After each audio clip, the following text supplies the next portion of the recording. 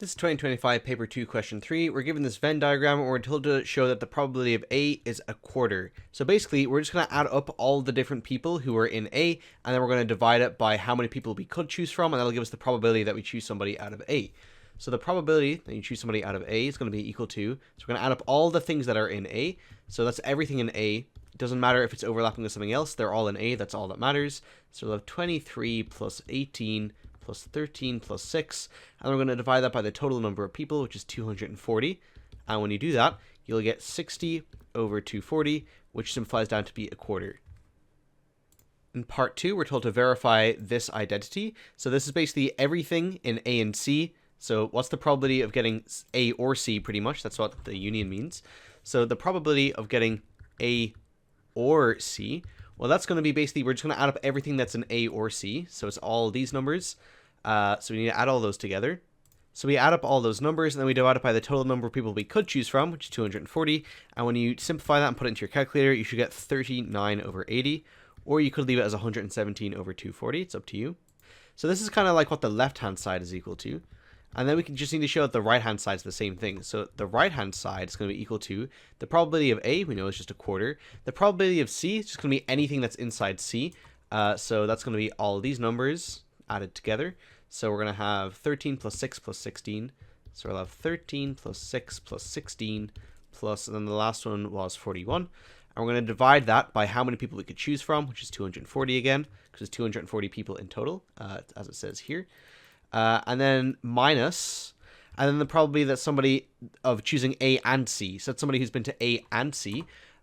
So that's going to be this little section in here. So it's going to be 19 over 240. Again, because there's 19 people who have visited both countries, and it's out of the 240 people in total. When you add all those together, you get 39 over 80, which is the same. So that means that the two things must be equal to each other. Then in part 3, we're asked our A and B independent events and to calculate to justify the answer. So the way that you probably learn to do this is the fact that two independent events, so the probability that if you have A and B is equal to the probability of A times the probability of B. I find this a little bit to interpret in this question. So the way that I'd prefer to do it is if A and B are independent, which means they don't affect each other, then the probability that A happens given that B has happened should be equal to the probability that A has happened, right? And we know that the probability that A has happened is equal to a quarter. So again, this means that the probability that A has happened given that B has happened, well, that should just be the same as the probability of A happening, because the fact that B happened shouldn't have an effect because the events are independent. So the probability of A happening given that B has happened should be the same as the probability of A happening just normally. So what is the probability of A happening given that B happened? So basically, the way that you think about this is if we know that B happened, we know there's somewhere in this circle, right? We know there's somewhere in this big B circle. So what is the probability that if we're within this B circle, what's the probability that the person is in A? Well, you can see we take the total possibilities, which will be all those added together, and we do these two divided by the total possibilities. The reason we choose these two is because these two are in A, so it's whatever these two are divided by the total possible options. So it's going to be 24 divided by whatever you get when you add all those up. And the way that you might see that written in a textbook, if you learned the formula, the probability of A given B is equal to the probability of A intersection B over the probability of B. So in our case, the probability of A intersection B is 24. And when I was explaining above, that was just kind of like the intuitive way of thinking about it. So 24, and then the total is 24 plus 56 plus 16, which is going to be 96.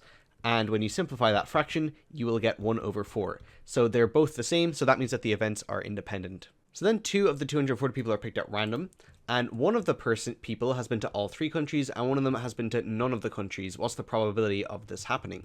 So I suppose the first thing we have to do is what's the probability that they've been to all 3 countries? Well, in that case, that's the one in the middle, so it's going to be 6 divided by 240. So we'll have 6 over 240 multiplied by, because this is and, so what's the probability that somebody's been to none of these countries? Well, it's going to be 67 on the top. But then we're choosing out of 239 people now, because this first person that we've chosen, we're not going to choose the same person twice. So now we're only choosing out of a pool of 239 people. And then one last thing is this isn't done yet because we have to multiply this by 2. And the reason for that is what this is saying is we first choose a person who's been to all 3 and then a person who's been to none of the countries. But it's just as valid if we first choose somebody who's been to none of the countries and then we choose somebody, sorry, that should be over 240 because we're choosing this one first. And then out of the remaining people, we choose somebody who has been to all 3 countries. These are both the same because the question doesn't say that the order we choose them in matters. So there's actually 2 different ways to do this. So that for that reason, we don't write it down twice, but we just take this probability and we multiply it by 2. So you can just simplify that, put it into your calculator, and you should get 67 over 4,780 as your final answer.